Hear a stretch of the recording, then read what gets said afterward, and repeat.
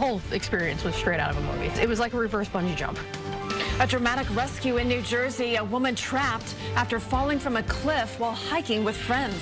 Good evening, I'm Christine Johnson. And I'm Maurice Dubois. Tonight she shares her story exclusively with CBS 2.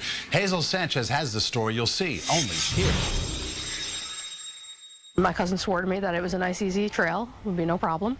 That was not the case. The trail caused big problems for 36-year-old Amanda Graham. This is NYPD video of her rescue after she slipped off a treacherous hiking path on the Palisades, 2 miles north of Alpine, New Jersey.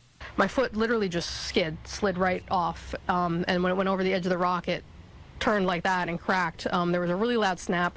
My aunt, who was about 20 feet in front of me, thought it was a tree breaking. In fact, it was Graham's ankle. Her aunt called for help. Stuck 200 feet up a steep cliff, Graham could not be rescued on the ground. This photo shows responding Piermont volunteer firefighters and Good Samaritans carrying her on a stretcher out of the woods to be airlifted. It was pretty steep. It could have been a lot worse than it was. NYPD pilot Officer Seth Levenstein says his team had little room for error. We had this high cliff or rock wall at about a 70-degree slope.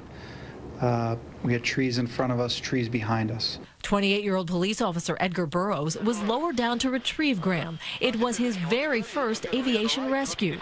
I was nervous. I'm not gonna lie, I was nervous, but once you're there, there's no turning back. We were battling, mud, slippery rocks, and we were 200 feet over the Hudson. She was calm, which really helped us out. Graham says looking back on her ordeal, she has one regret. My biggest disappointment is that I was flat on my back in the chopper, so I didn't get to see the scenery.